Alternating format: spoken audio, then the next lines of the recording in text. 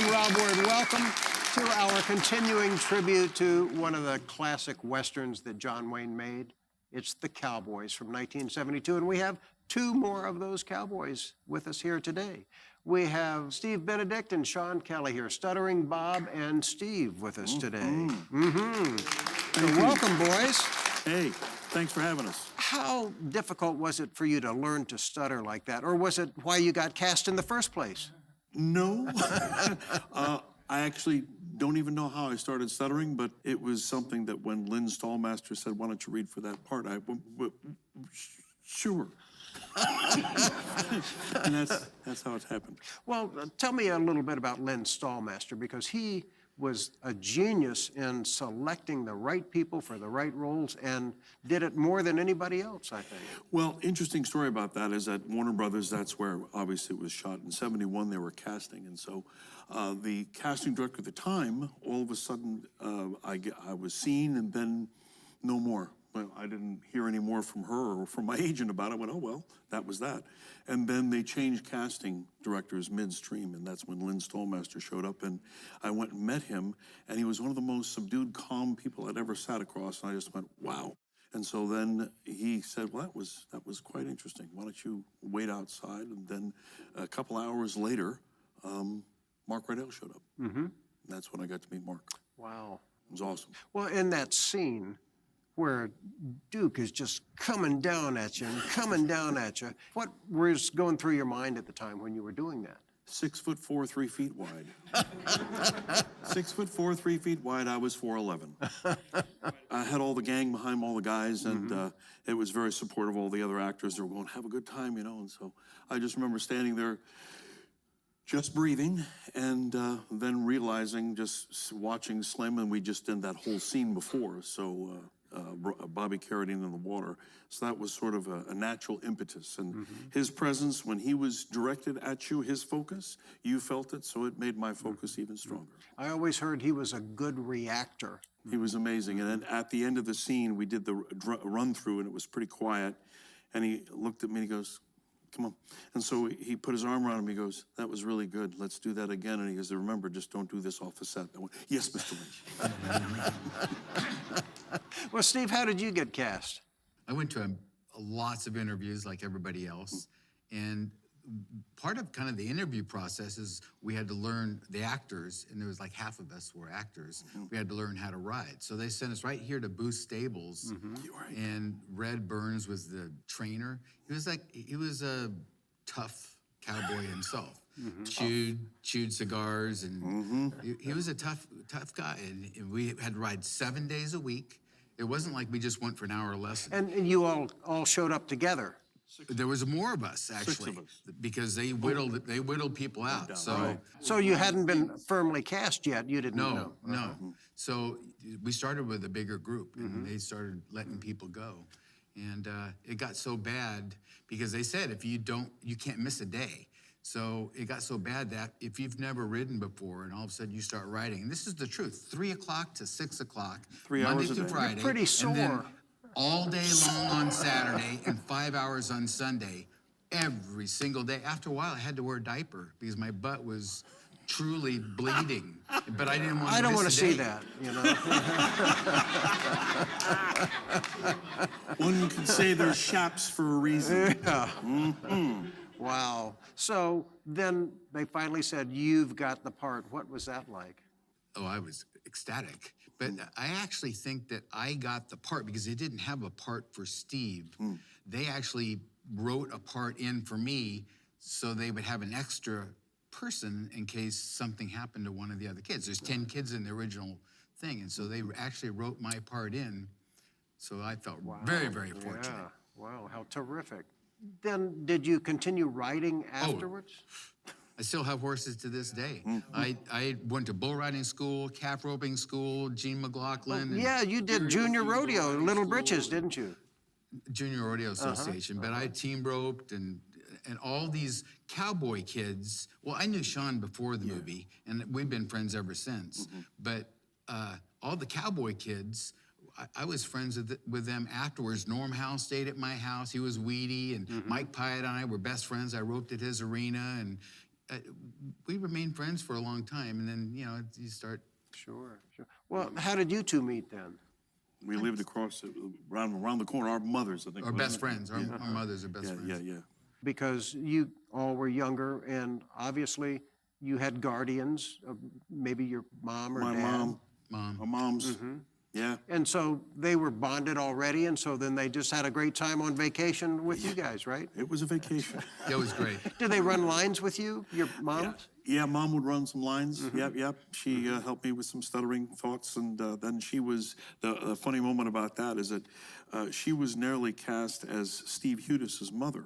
I don't know if you knew that, but my mother's from the borders of Scotland, so she sounds like Shirley Valentine, you know? She opens her mouth and goes, nope, not out then. So she plays my mother, and she just, of course, she was really upset with me because when they were doing all the close-ups of the moms saying goodbye to the mothers and fathers saying goodbye to the children, she just let all her tears out right in the beginning, and she goes, well, you could have told me, you're the professional actor here. I went, sorry, Mom. So. Well, you could do what Martinez did, is rub grass in your eyes to make you cry. There wasn't a lot of grass in Santa Fe. That scene when John Wayne died, I guarantee you, No one nobody was- needed yeah, it. no one That was was sad. so heart-wrenching. I'll never forget that. So what was the rehearsal like for that There was no scene? rehearsal. They just lined it up, and when he started talking, and he felt it, because by that time it was almost the end of the movie. We felt like we were close to him, and when he said that he really cared about us, it was, you know, it almost makes you cry now. It was tough. Well, the movie certainly works. So what was Bruce Dern like to you kids then? Mean. He's a method actor. He was in character all the time. He was Yeah, mean. he was definitely a method guy. But the cool thing is that what was talked about earlier is that we would take the bus to the set, and here's Bruce running, and Roscoe also ran. So it was Really? like crazy good. Yeah. Well, at that altitude, for both of them to be running like that. Bruce was amazing to watch, just watching. I remember watching Nick Bovey, Four Eyes, and his scene. Oh, the scene in the river? Yeah, the scene in the river. No, I think they did that at night. I can't remember when they did that, but they did it and made sure it was just intense enough. It worked. But the whole movie does, and it builds to that brutal killing of Duke. Did you all see him get squibbed to prepare for that, or did he just show up? Duke? Yes. Oh, yeah, we saw him. That was a tough day. It was just a tough day. It went for a long time, though. That wasn't just a day. Yeah, no, that was kind of like 3 or 4 days, I think. It was, we shot that in July. Was it June or July? Remember, we used to actually, on the set, we used to do the same scene. Remember, all the kids used to say, all right, I've seen what you can do with a boy. We do our takes of Bruce and Duke. Yeah, it was very funny. One day it was Steve playing, you know, the Duke, and another day it was someone else playing Bruce. Yeah. It was like, wow. Well, you're a hard man, Mr. Anderson.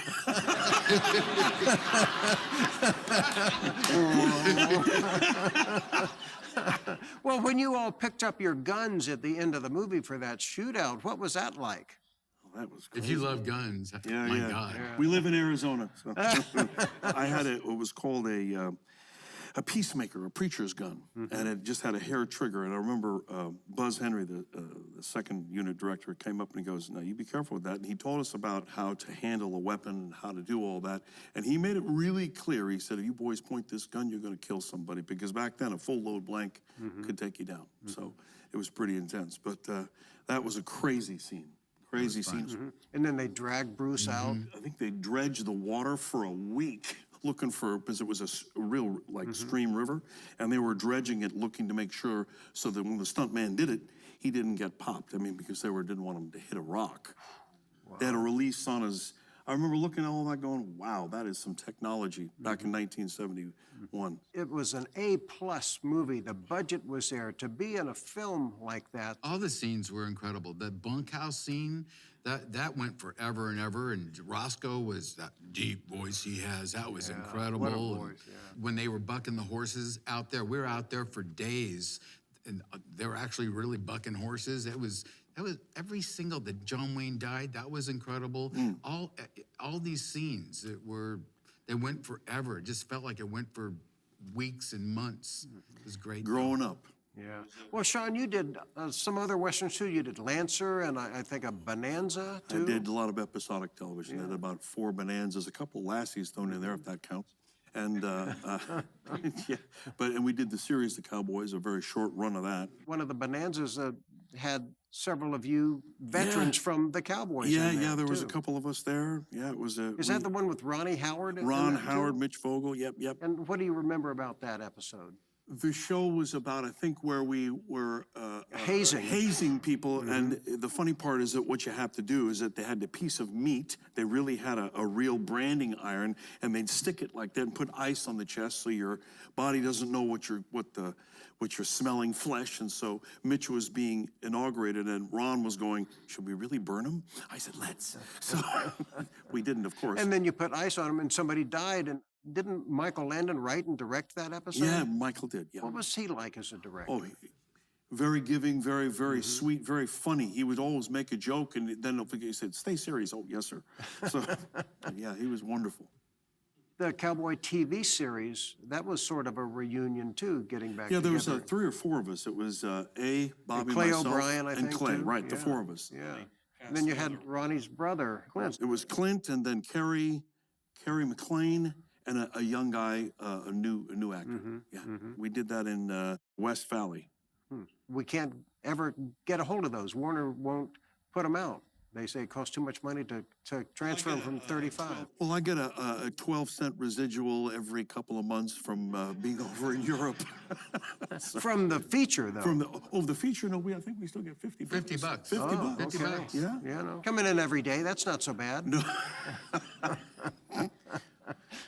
It was truly an amazing experience, one that lives with you for the rest of your life. It's nice for you all to get back together again. Oh, I think. absolutely. Yeah, absolutely. I see this wild guy. We ride iron. He rides horses. I ride an iron horse. So.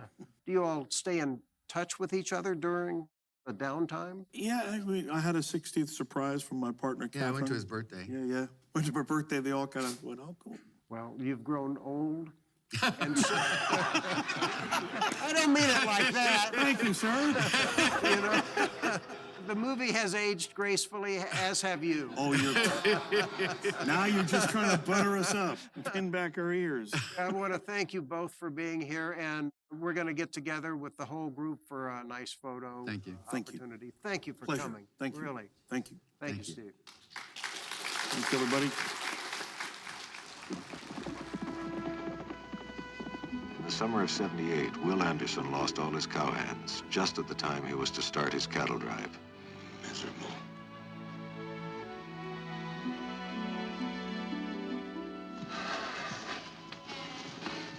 Did you ever think of hiring boys? What boys? Schoolboys. Oh, sure, and women. How about my mama in Cedar City? She's only 92. Well, you ain't got a lot of choices. Who's first? I'll go first.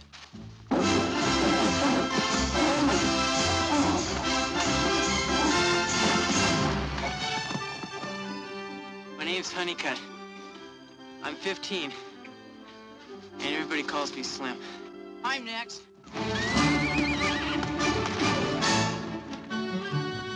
My name's Homer Williams, Mr. Anderson. And I hope I ain't wrote all the rough off of it. You all right, boy? Yes, sir. My name's Clyde Potter. They call me Fats. Tending toward the gut myself. What are you gonna use for hands on this drive of yours, huh? Them little bitty boys down there? Come on, you know better than that, Mr. Anderson. You know what you're gonna need to trundle them boys across the prairie, don't you? A baby carriage. Oh, whatever I need, I'll get. I don't expect to get to Belfouche with one single head of beef. But I'm cornered. So I'm taking you on. This is a double O. This is Belfouche. In between is 400 miles of the meanest country in the West. And the only way we're gonna get through is if you take orders. You'll get the best food in the territory, no rest, damn little sleep, and come with grit teeth. Because, gentlemen, that's when school really begins. You know, in the late war between the states, I served under an officer just like you. Is that right? He As a matter of fact, I shot that military gentleman in the buttocks, just outside Vicksburg. Point your ears now, son. Because you ain't running back to Mr. Will Anderson with them eyes rolling back in your head, telling him that there's these real bad men that been following us day and night. You're not gonna say that. Because I'm gonna come to you some night when it's real dark. I'm gonna come to you on tiptoe. So you ain't never gonna be able to hear me.